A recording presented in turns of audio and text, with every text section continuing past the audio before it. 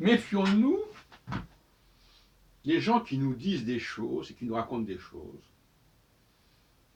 et qui nous dispensent d'aller voir ce qui s'est passé réellement, ou ce qu'on peut observer réellement. Quelque part, il faut obstruction à notre capacité d'observation. Ouais. Vous savez, les gens qui disent « il m'a dit ceci, il m'a dit cela, il m'est arrivé ceci, il m'est arrivé cela », qu'est-ce qu'on en sait? Peut-être qu'ils ont coupé ou supprimé tel et tel élément d'information. La parole, comme j'ai déjà dit, c'est quelque chose qui est un pis-aller.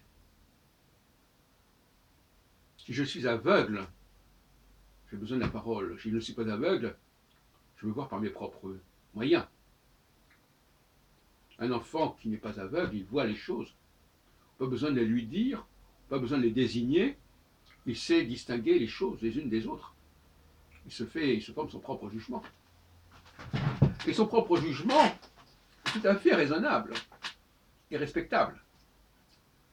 Ça ne veut pas dire qu'il expliquera exactement pourquoi ce qu'il a vu est ainsi. Ça, c'est le rôle de la science. Mais ce qu'il a vu, il l'a vu.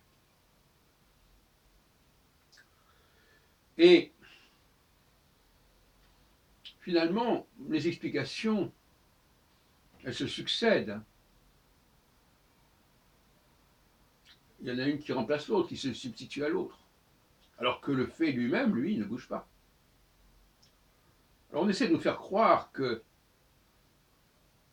le fait n'est plus le même parce qu'il a une autre explication. Non. L'observation elle-même, visuelle, ne change pas.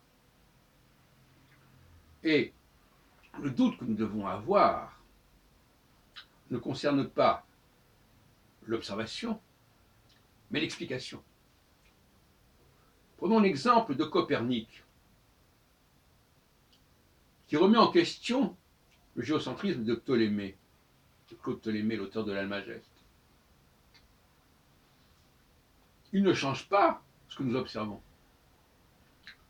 Il remet en question les explications fournies par Ptolémée. C'est tout à fait différent. Et là, il y a un vrai problème. Et dans la réunion à laquelle j'ai assisté hier, à la Fondation Jean Jaurès, sur le fait en question, je crains qu'on ait confondu les deux questions. C'est-à-dire, on nous a fait croire